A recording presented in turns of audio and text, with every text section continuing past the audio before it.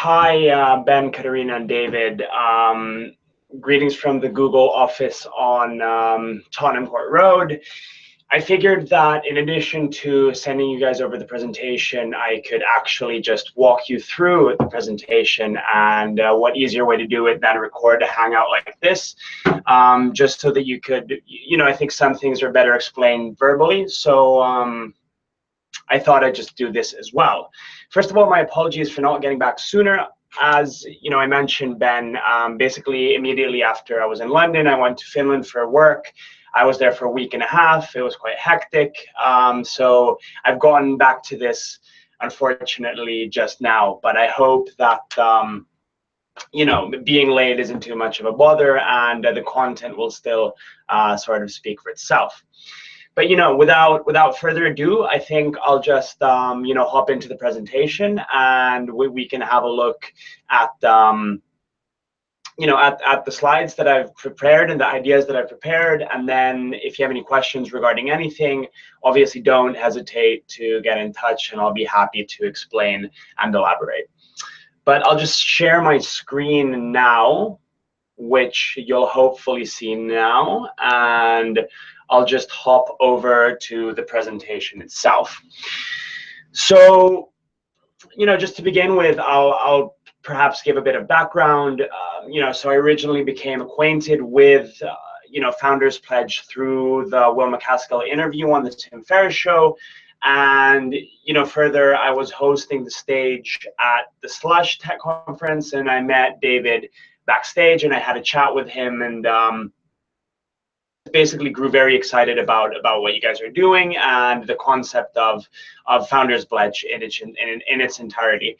And I felt that having worked with over 100 different companies at Google on marketing strategies, I felt that I could perhaps help you guys out with a few things that I've seen over the years.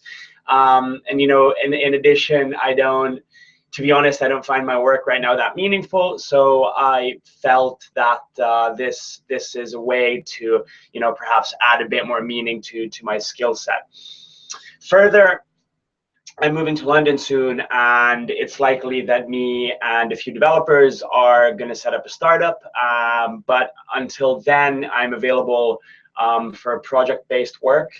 So, if there's something that you guys need help with, don't hesitate to reach out, because I'm sure I'll be able to help in a way or another. And, I'm best reached through rantanen@google.com, and there's my phone number as well. But this is the background, and I hope that, based on what I've learned, over the years through working with a lot of these companies, there's something that Founders Pledge can learn and perhaps do. So anyways, here's basically what I'm going to run through. So to begin with, based on our conversation, Ben and Katerina just sort of define the goal of marketing. It's incredibly critical, I think, to have sort of clear goals on where we want to go. Then I've basically segmented in what I see, or segmented the group into your target audience into 3 different audiences or 3 different target groups. And then I've also sort of planned strategies on how you can reach these groups very effectively. And I'll be elaborating on this more. And then finally, I'll just summarize the key learnings. But I mean, the way I see it is that the short-term goal and focus is very, very clear. Get the founders that have recently raised over £3 million to pledge, because this keeps the founders' pledges and investors happy, and keeps you guys basically operational as we go on. So the way I see it is, and from what I understand, that this sort of target group of 250 sort of entrepreneurs or 250 companies is really what we want to focus on in the short term. And basically that's where your mind is mostly at right now. I do, however, feel that once we formulated a relatively sort of successful strategy to target this group, in order to really drive long-term success for Founders Pledge, there needs to be a scalable mechanism for also getting the message out there. And also there needs to be a way to target founders, the long tail of founders, perhaps. So those that necessarily will never, exit hundreds of millions of dollars or pounds worth of companies, but that might exit 10, like in the tens or in the 20s of millions or something in that ballpark, right? So basically this is the segmentation that I've basically then worked with. So first we have the very clearly identified category of the 3 million plus raisers. So this target audience is very well defined. They're founders of companies that have raised over 3 million pounds, say in the past 6 months. And according to you guys, there's around 250 of them in London. Then I think if we look at scalability, another very critical stakeholder in a startup's path to growth is, of course, funding and funding stakeholders. And I think, for simplicity's sake, I've just defined this group as venture capitalists. I mean, not all startup funding is venture capitalist based, but a lot of it is. So I think this is, if we formulate a strategy to get the venture capitalists to sort of spread the Founders Pledge message, this is a good way to, get scalability sort of in the medium term. And then finally, the last group, the last target audience is what I refer to as the long tail. And, this is any founder who has raised or is planning to raise funds for their company. I mean, there's thousands of these in the UK. So this is, the goal in the short term is to maximize the, return on investment for the Founders Pledge, like funding partners. And I think in the medium to long term, I'd see the target, or sort of the goal of marketing, is to really drive growth at scale. So, because of these two goals, the short and the sort of long-term goals, there's 3 critical target audiences. The first is the 3 million plus raisers, the second is the funding stakeholders, and the third is the long tail. And I'll be elaborating on strategies for each of these as we go through the presentation now. And this is just perhaps to, further sort of clarify where the priorities lie. Really, if we want Founders Pledge to take off, we need to focus on the 3 million plus raisers in the short term, and then in the medium to long term, we can focus on funding stakeholders versus and the long tail. So this is sort of the order of how I'm sure you're planning to do it, and how I recommend that you do it as well. Great. So now if we look at the first target audience and how we can actually, get these to pledge, because that's our goal sort of for the short to medium term. So, how can we get this target audience to do a Founders Pledge? So, as we already spoke, this audience is relatively well defined. Founders who have recently raised over 3 million pounds plus for their business. And, the reason, of course, that we're targeting them is that it's likely that they'll exit sooner, which obviously then translates into a, good return on investment, like visual, or sort of an actual return on investment very soon for the funding partners that are funding Founders Pledge. And from what I understood is that you have a strategy for identifying who these are. Obviously, I think collaborating with VCs can be a good source for that information. Just generally following the startup news is a good source for that information as well. But I won't be going into in-depth tactics on how we can identify these, because from what I've understood is that you have a methodology in place, at least in the UK, to to be able to reach these. And from what I've understood, from what you're doing right now, is that you're basically inviting them to dinners and etc. As Ben said, the cost per acquisition can be relatively high at this stage. But that's the target audience definition. It's quite well defined. So this is something that I truly live by, and something that I've seen over and over again. So the basis for success in all marketing efforts is that people don't like to be sold, but people love to buy. In other words, everybody hates a hard sell. And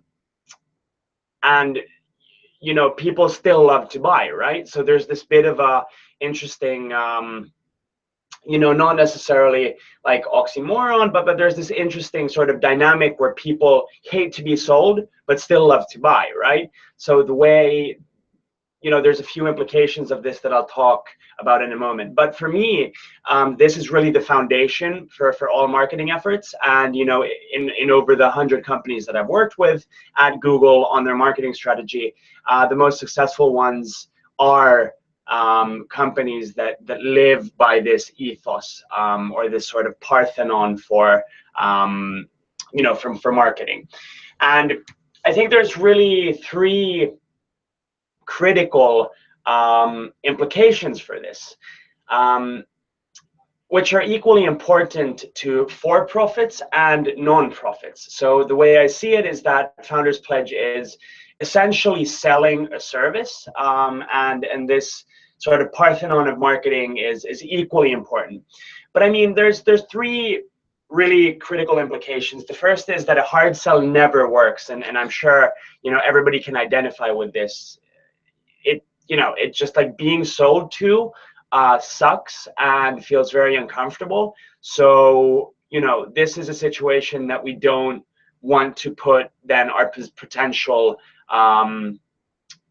audience in, right? The second is that a positive association, a positive brand association, is really critical.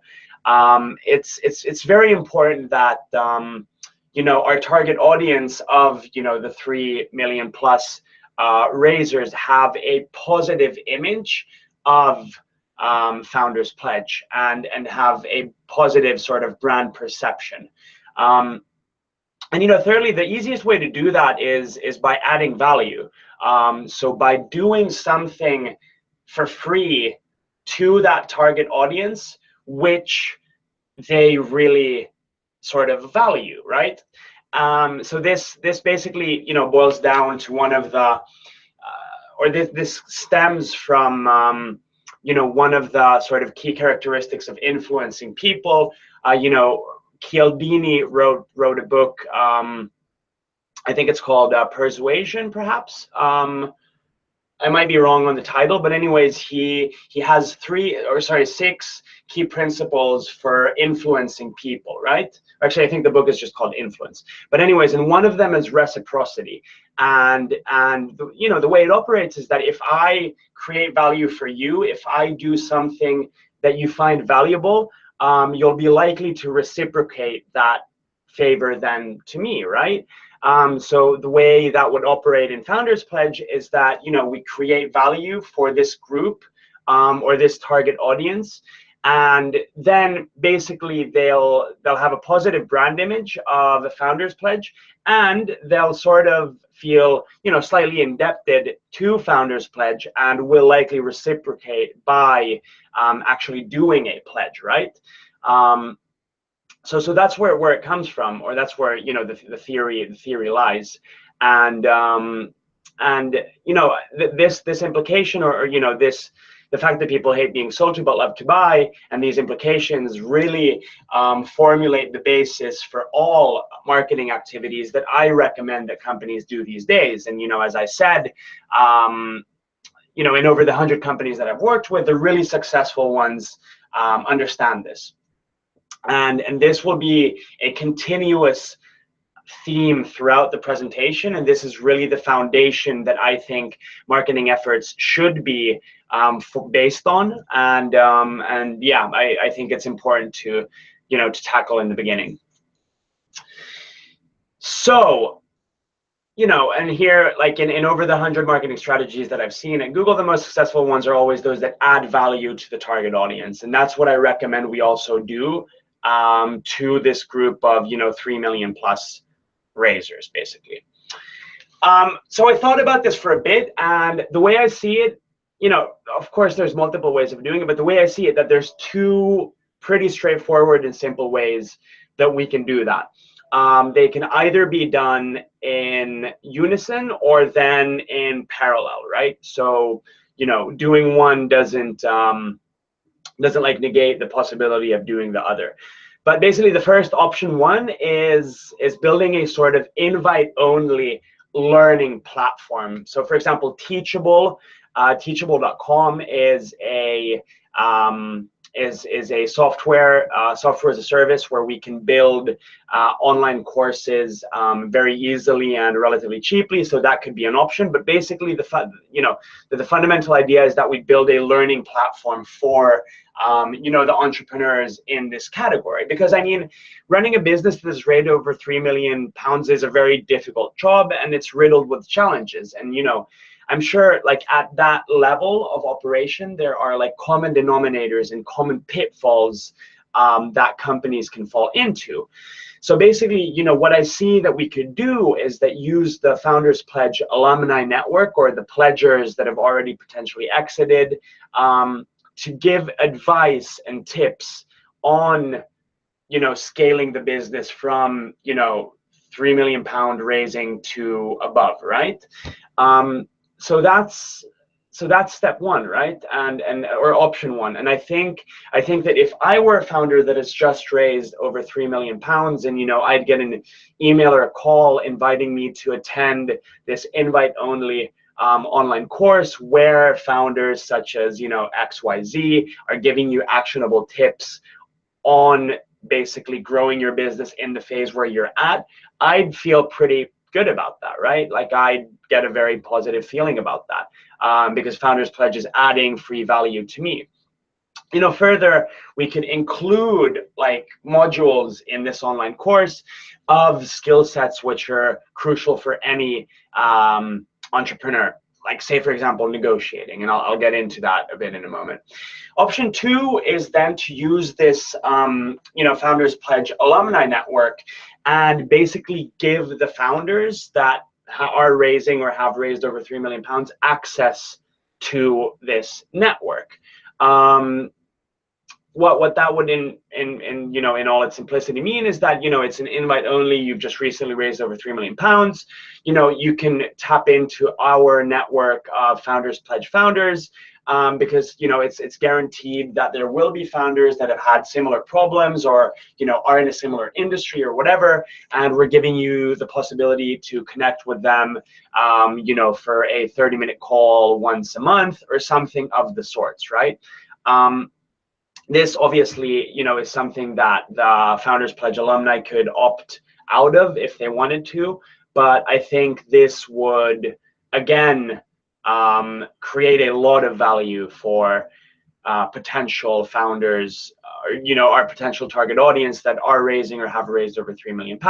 If I get an email or call saying that, hey, we know that you're doing a very difficult job and it's challenging, but if you want to, feel free to tap into our alumni network. We see that this guy, this girl, and etc. would be a good fit with what you're doing. Here are their details. Like, let us know if you're interested. So doing something like that would really create that positive brand perception that we want to create. So this is, in short, option one and option two.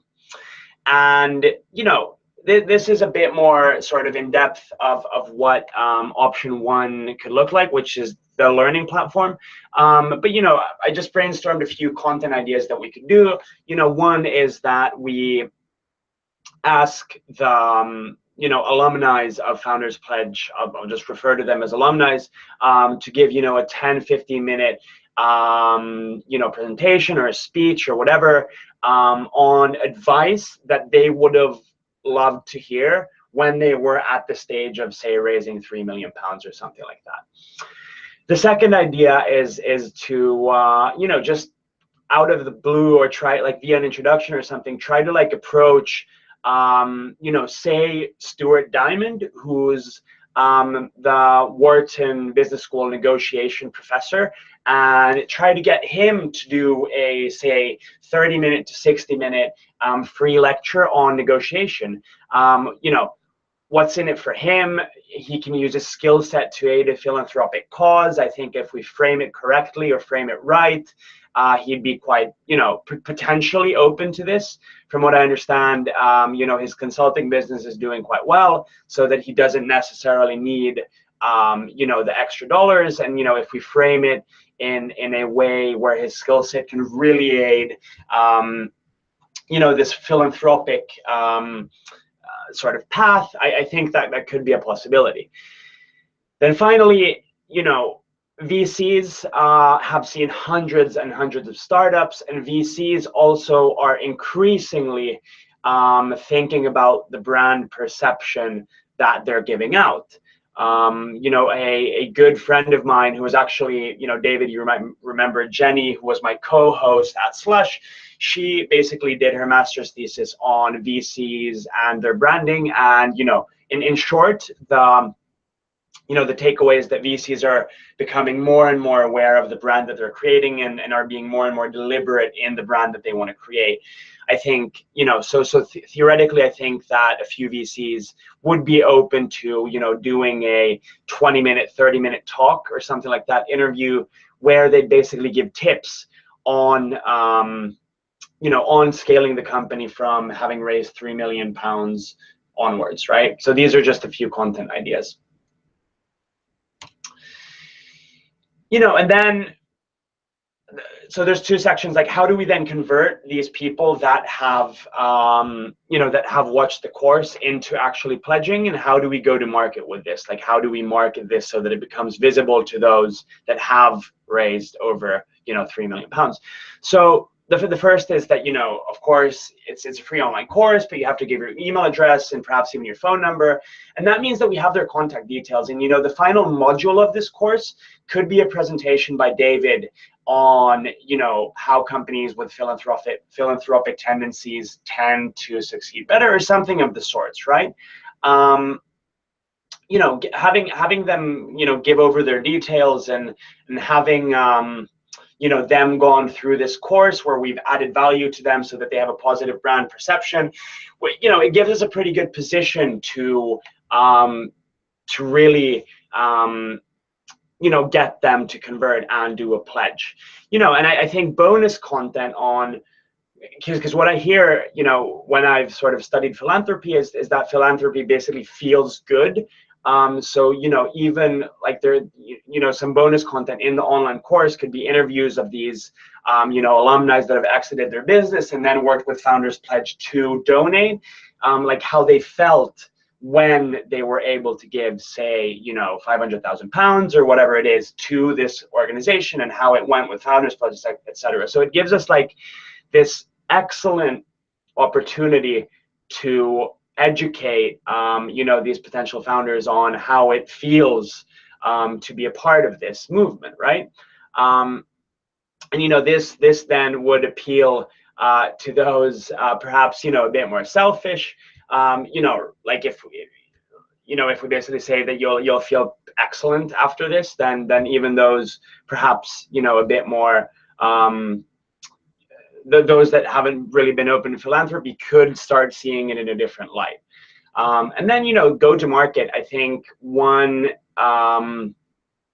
doing something like this could become a good sort of PR sort of machine, so that if we, strategically collaborate with, say, TechCrunch, VentureBeat, etc., we could really get this, this online course to sort of become big. Like, for example, Y Combinator just mentioned that they're opening up their own online course for founders, a free one, albeit, and and the press coverage was massive, right? So doing something in a similar vein could be very could be a good sort of go-to-market strategy, right?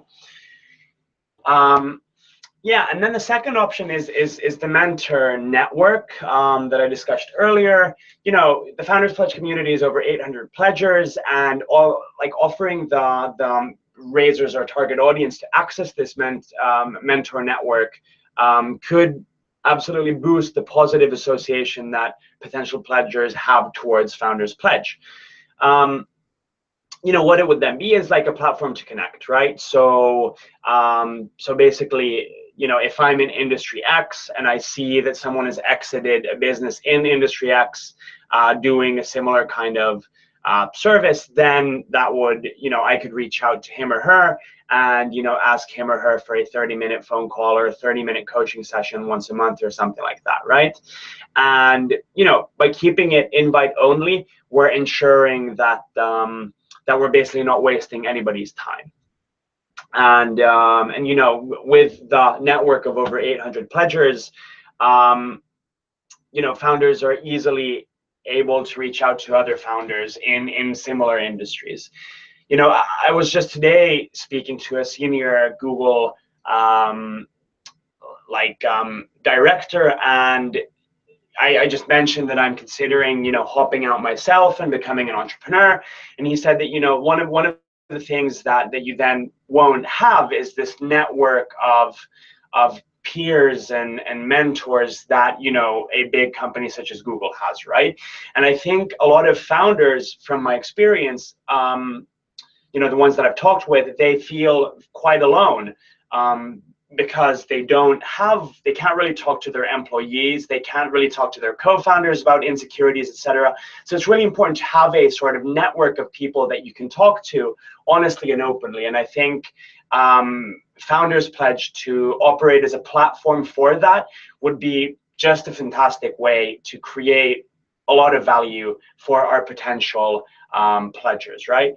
And I'm sort of going back to the point that we want to keep it invite only, and we want to perhaps have some kind of screening mechanism to make sure that actually those that are opting into this or want to be a part of it have raised over £3 million, etc. Right?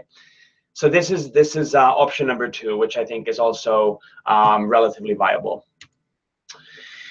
So, I mean, summary for how I think the Founders Pledge organization should reach out or should, position itself to this target audience of founders or entrepreneurs that have raised over £3 million recently is number 1, by adding value, because if we add value, they're likely to reciprocate and they'll get a positive brand perception of Founders Pledge, 2 elements which are very critical to our short-term success. And then, what are the 2 ways of doing that? Option 1 is building a learning platform, which I discussed in depth. And option 2 is building a mentor network. Both of these can be done in parallel. Doing one does not negate the option of doing another. But I think given the scarce resources that Founders Pledge has, it's probably wiser to start with one. And yeah, and there's plenty of software as services companies out there that would make both option 1 and option 2 very easy to create. So target audience number 2, VCs, or basically funding stakeholders. So in this case, VCs, right? Why VCs? I mean, even though venture capital accounts for a small percentage of how businesses are funded, VCs are prevalent in tech startups, which is the group of entrepreneurs that we want to reach. Having VCs on our side enables us to scale quicker, as their collective reach is very widespread, right? And here's sort of a list of the biggest or bigger VCs in operating in the UK. So the likes of Index Ventures and Atomico and Balderton, etc. could be or it would make sense perhaps to collaborate with them closer. And again, I think it goes back to adding value. Like, how can we add value to the VCs so that they'd be open to collaborating with us and would be open to sharing our message? The way we don't want to do it is that we go into VCs and tell them that their portfolio companies should do a founder's pledge, because they'll just be completely turned off by that. The way we want to do it is present them information that is valuable to them, or findings that are valuable to them, and in that way they'll then have a positive association to the brand and are more likely to share our message. So one sort of idea that I came up with is that we could educate them. So, like, my personal hypothesis is that founders who are susceptible or sort of open to philanthropy, or are doing philanthropic endeavors, are more likely to succeed in the long term, as I think that like an abundance oriented mindset is critical for company success versus selfishness, right? And I think that pledging, for example, is the ultimate indicator of an abundance oriented mindset versus selfishness, right? So and we can tweak the hypothesis in any way we want, but I think that this would be an interesting hypothesis to test. And basically what I'd recommend that we do is approach like an economics or a finance student from any of the universities that you guys have gone to. I saw that a few of you have gone to Oxford. I've personally gone to Imperial. I have a lot of friends that went to LSE. So approach these master's degree students and basically tell them that, look, we want someone to conduct this study, and what that would give you is access to entrepreneurs, etc. Like, would you be willing to help us do this, right, as your master's thesis project? And just like perhaps anecdotally, I would have loved if an organization like Founders Pledge came up to us and proactively offered the chance to do this, because that would have made my sort of decision of what to write about a lot easier, and B, I think the Founders Pledge Network can give you some access to some pretty interesting people. So there's obviously a carrot in that way for the students as well. But I mean, this is the steps, right? And the first is to define the hypothesis. My personal hypothesis is that founders that have sort of a philanthropic mindset are more likely to succeed in the long term. However, this may not be the hypothesis that we want to test. Step 2 would be to create the study. So commission a student to do it. And then we can try to partner with other organizations, say such as CB Insights, regarding the data. Could we use data in the Founders Pledge alumni group, etc. So like getting the data perhaps wouldn't be that much of an issue if we'd sort of say collaborate with someone or use the data that we have accessible. And then finally is just sort of like educate the VCs. So just showing up and reporting the findings, right? So obviously we don't want to do that if the hypothesis is incorrect and there's no correlation. But if we do see correlation between philanthropy and success, then if I were a VC, I'd love to hear that, right? And basically what that could then operate as, if I were a VC, is as a screening mechanism. So basically what I could then do is, I could mention to my potential founders that, hey, look, check out Founders Pledge. We think they're a really cool organization. Like, if you feel like it, do a pledge, and I've done one, etc. Right? And then if the founders don't do it, that could be a signal for the VCs. And if they do it, that's another signal for the VCs. So yeah, that's an interesting option as well. And then finally, the long tail. To begin with, why do we want to target the long tail? So if we just look at it simply, I'll define the long tail as the plethora of companies that are that have a small funding size basically, but obviously are way more numerous than the sort of to be unicorns. In the first half of 2016, there was 342,927 companies born in the UK. That's a ridiculous amount.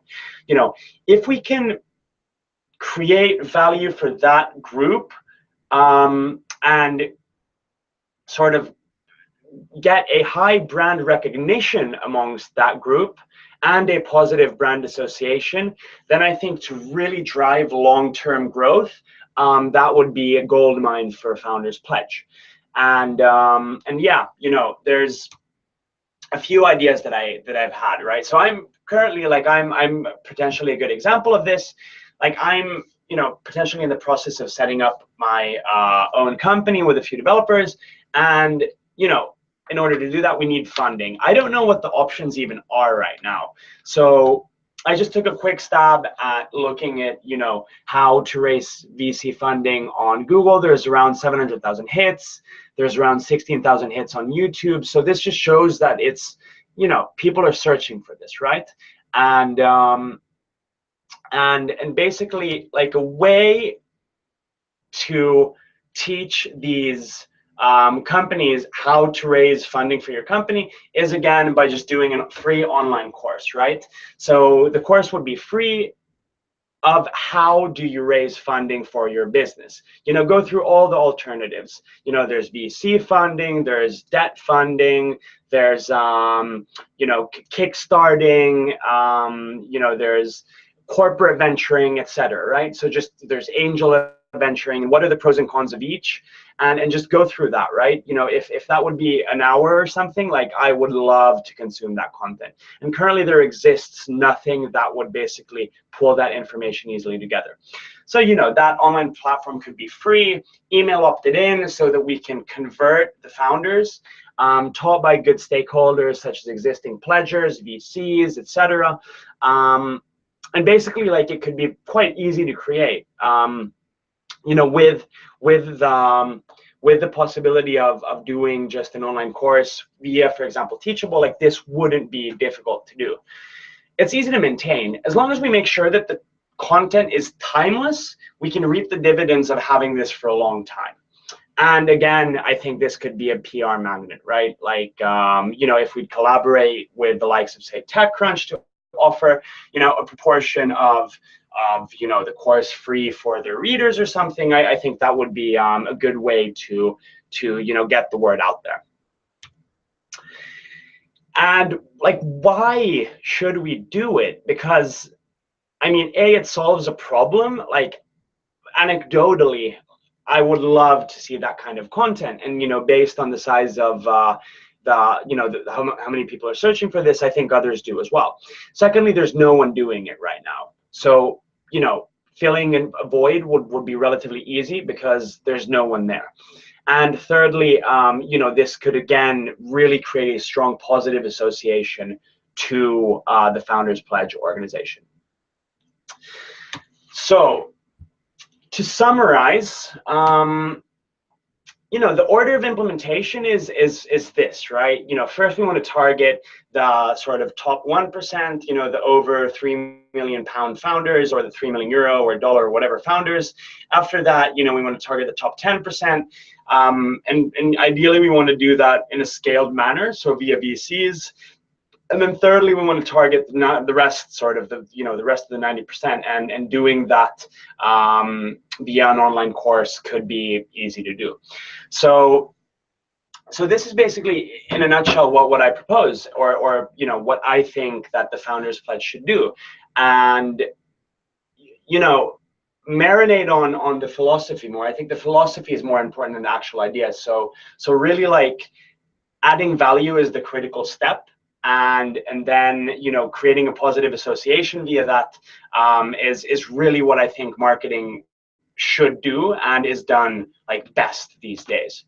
So yeah, I mean, that's my ideas in a nutshell. And if you want to hear more about my ideas, I'll be more than happy to elaborate. If you want to bring me in for a brainstorming session, like, sure, I'll be more than happy to do that.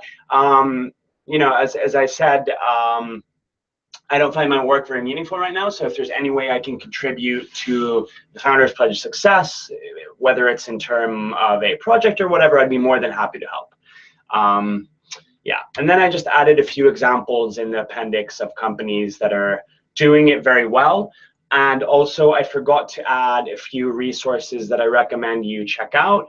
But if you Google Jay Abraham, the strategy of preeminence, that's essentially what I'm talking about here. And then, of course, Robert Cialdini's influence, I think, is another critical one for anything marketing related. So yeah, those two resources is definitely something I recommend that you check out.